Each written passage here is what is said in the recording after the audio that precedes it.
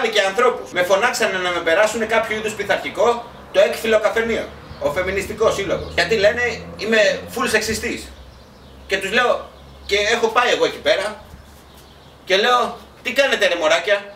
Και λέει, ξαναπες το και θα τις φας. Τι κάνετε ρε μωράκια? Λέω, για χαλάρωσε.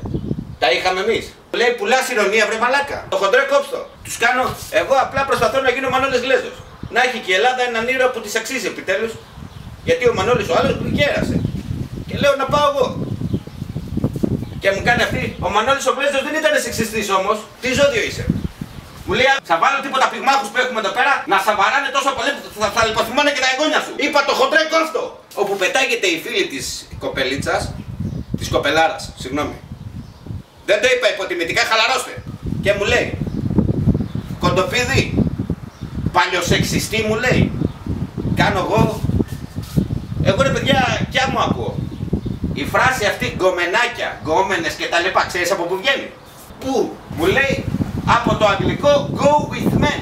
Είναι υποτιμητικός όρος αγόρι μου. Αγόρι σου της λέω, αν το φτιάξουμε. Και κάνει η αρχηγός τους, μια έτσι ένας 3 μέτρα παλικάρι και πολύ έντονο σκληρό μαύρο χνούδι και κάνει, είναι αδιόρθωτος ο μαλάκας.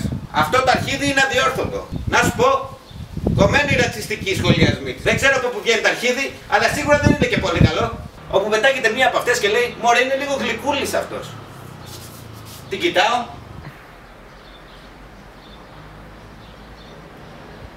Πάρ' το, άχνα. Το έχεις πάρει, άχνα. Όπου αρχίζουμε και πιανόμαστε. Και κάνω ρε παιδιά, όχι και να με δίνει το έκφυλο καφενείο, κάνω, εγώ σας αγαπάω πάρα πολύ.